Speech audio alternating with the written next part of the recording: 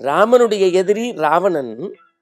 ராவணனுடைய உடன் பிறந்த சகோதரன் வீடனன் அடைக்கலமாக வந்தபோது அப்படியே அவனை ஏற்றுக்கொள்ளக்கூடிய பாங்கு இருக்கிறது பாருங்க.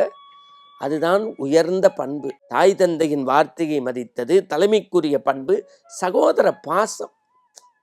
யார குகனொடும் வைவரானோம் குன்று சொல்வான் மகனொடும் அருவரானோம் அகனமர் காதலைய நின்னொடும் எழுவரானோம் என்று தன் இனமே இல்லாத இனங்களை பார்த்து சகோதர வாஞ்சையோடு ஏற்றுக்கொள்வது பண்பின் அன்பின் உச்சம். இதுல இன்னொரு சிறப்பு. எங்கே கம்பன் மின்னி மிளர்கிறான் என்றால், ராம ராவண யுத்தம் நடக்கிறதே, முதல் நாள் போரிலே ராமன் போட்ட பானத்தால் ஆயுதங்களை இழந்து நிராயுதபாணியாய் நிற்கிறான். அப்போது கூட ராமன் அவனை தண்டிக்காமல் இன்று போய் நாளை வா, இன்று போய் நாளை வா, அதான் பகைவருக்கும் அருள்வாய் நன்னஞ்சே.